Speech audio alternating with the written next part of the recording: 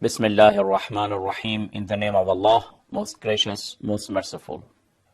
We are talking about human rights in Islam. We want to know what is the opinion of Islam about the human rights. These days, we hear a lot from different organizations that they are talking about the rights of human being, and they attack Islamic countries that they don't take care about the rights of human being. But we want to see what is the truth.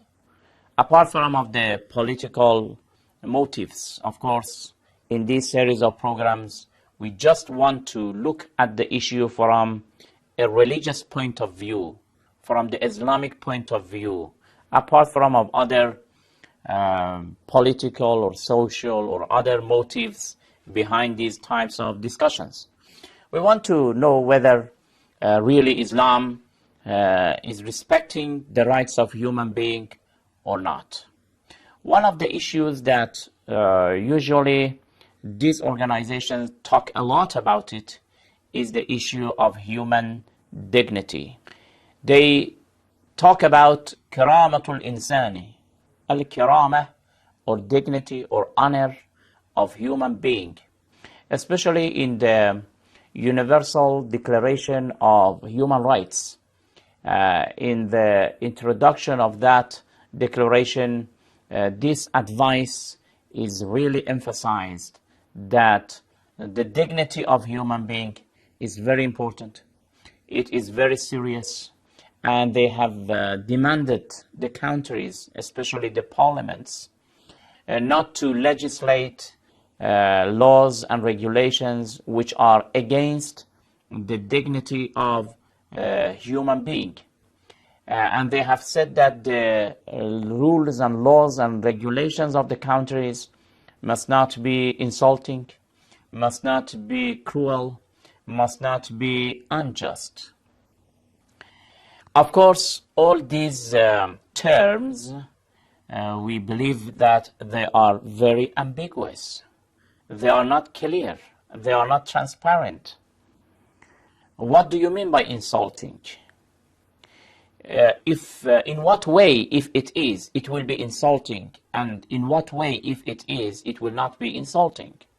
Who will specify that a specific law is insulting or it is not insulting? These terms are really ambiguous, and it varies from a country to another, from a community to another. For example, in a culture, maybe one behavior is not considered to be insulting. In another culture, in another community, it is considered very insulting. So, what does such type of declaration mean? If we want to present a law, a declaration that all countries follow it and accept it, it should be very transparent without any type of ambiguity. For example, the word justice. Nobody is against justice. Every nation is for justice. Everyone is crying for justice. You will not find a person who says that I am against justice. No, everybody is for justice. But what does justice mean? What type of behaviors are considered to be just, and what type of rights or rules or regulations considered to be unjust? The concept and the content of these terms are something which are very controversial. There is no a general agreement about them. As I said, they vary from a society to another. Otherwise, who can say that we don't like justice? We don't like fairness. We all like to be just. We all like to be fair. But to define, and especially when we come to the examples of these terms, then there are a lot of debates. There are a lot of disputes among the thinkers. The same issue applies to the word dignity. when the Universal Declaration of Human Rights is emphasizing the issue of dignity, what do they mean? Of course, this is, I think, for granted that dignity in its totality, in its generality, cannot be accepted. You can't say that we should take care of the dignity of human being at any price.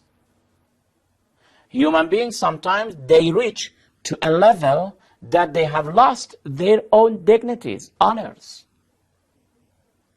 Therefore, it is not absolute. It has some conditions. It has some frameworks. What are these scopes of the dignity of human being? These are some of the issues that throughout the history, among the philosophers, among the thinkers and knowledgeable people, they have discussed the issue. Of course, in general, all of them say that the dignity and the honor and the respect of mankind must be taken into consideration. This is something that I can say Islam is not only is not against it, but also is crying for it, is supporting, is defending the dignity of human being.